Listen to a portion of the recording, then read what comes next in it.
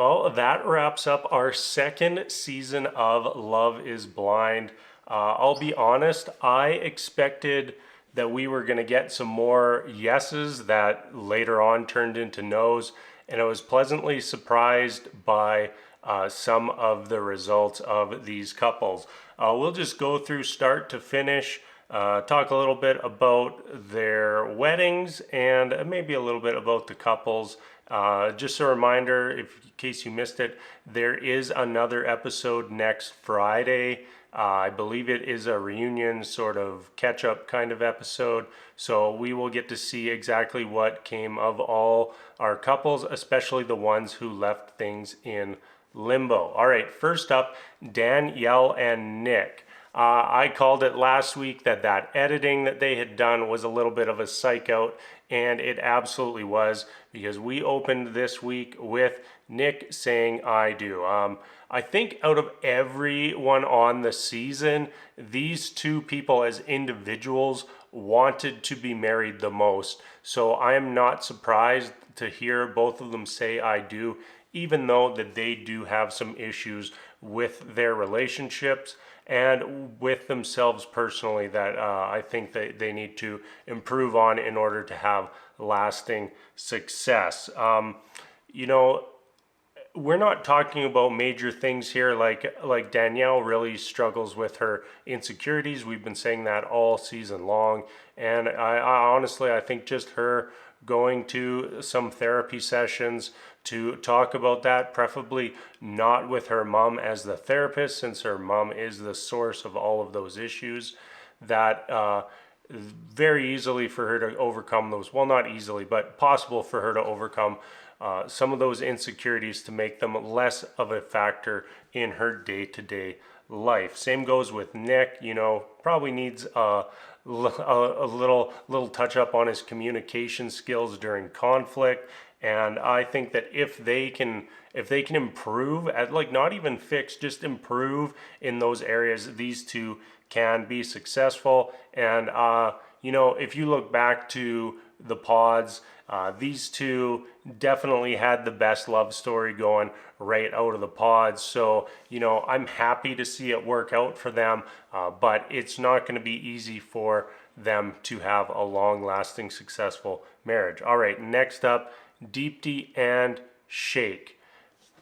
Deepti said no. How great was that? Like, you know, we're all watching thinking, what's Shake gonna do? What's Shake gonna do? And Deepti took that decision out of his hands by saying no.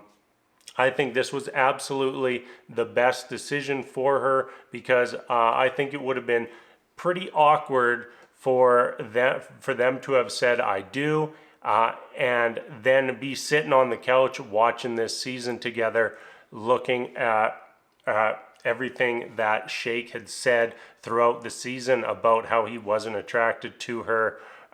And you know, some of the things just weren't very nice, and not something that you would want to hear your partner ever say about you. So good for Deepti. I do think that she absolutely deserves someone who wants her for her, and hopefully someone is out there for her, and that she finds them in the near future.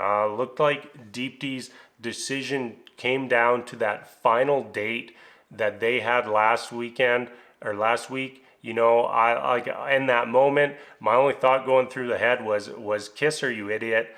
And turns out that was the only thought going through Deepti's head too, because he didn't capitalize on that moment. He avoided intimacy once again, and that was the moment that tipped her decision to a no.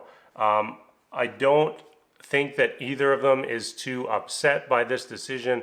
You know, tough for decision to make, absolutely, but I think that they will both come out of this a little better. Hopefully Shake has learned a little bit more about himself, and you know how he should treat other people, and you know, I hope that both of them end up better because of this show. Next up, we have Natalie and Shane. You know, before the preview last week, I would have 100% bet on this couple saying yes, but they had a huge fight off camera the night before the wedding. Apparently, Shane said things along the lines of like, "I hate you. You're the worst thing that's ever happened to me," and it changed Natalie's decision, and she says no. Shane looked even more nervous than he has all season long during this wedding because I don't think he knew what she was going to do. They both still said that they love each other even after the fact, but they have huge issues to resolve before even being able to consider dating again. It sounded like they kind of left the door open, but I'm going to say that I think they are done. And yeah, you can't just have a fight like that where words like that come out and just brush it off. So I'm glad that Natalie said no, because yeah, you can't go into a marriage with that hanging over them. And I honestly wonder if they had sat down like an hour before the wedding and talked about what had happened, if things would have ended differently for them. But they didn't get that opportunity because those issues absolutely needed to be resolved. And they are moving on as single people. Next up, we have Mallory and Salvador.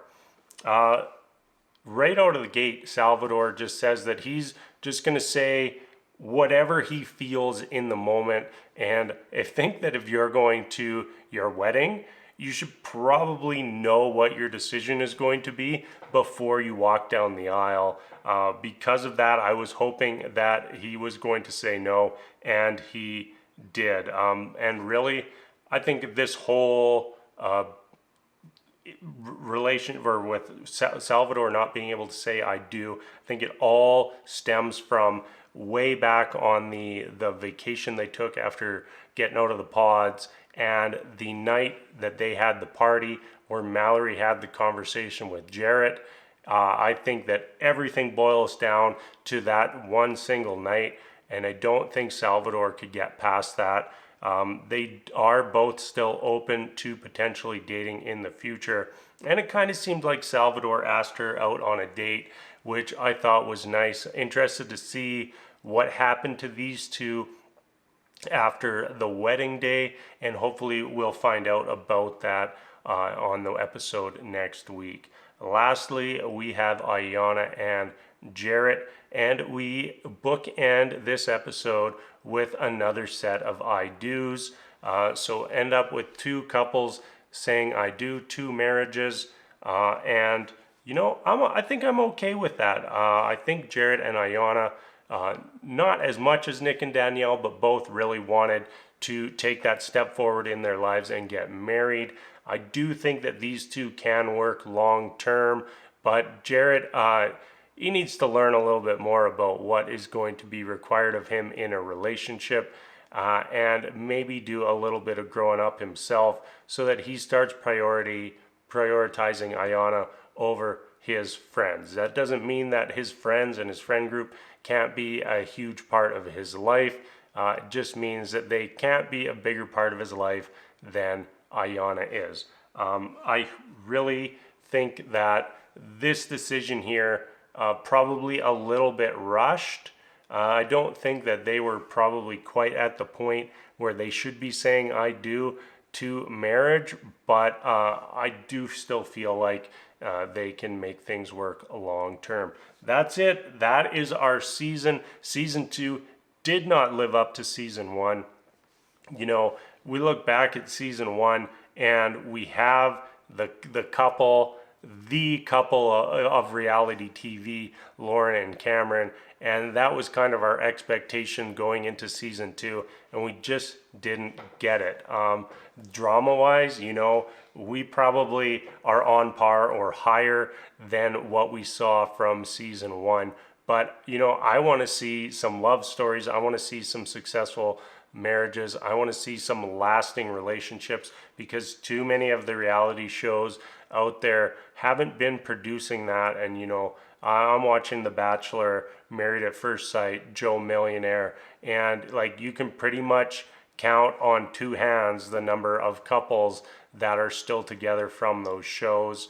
And it's a little sad. Let's focus a little bit more on love and a little bit less on the drama. And the focus on love is why I really love this show. And I hope that we get another season of this, but we don't have to wait whatever it was, 3 years, I think, between seasons. Looks like they're pumping out Love is Blind Brazil, Love is Blind Japan. So hopefully we get another season of Love is Blind next year. All right, everybody, that's going to wrap things up for today. As always, thank you so much for watching, and I will be back again next week for a full wrap up of Love is Blind. Thank you so much, everybody.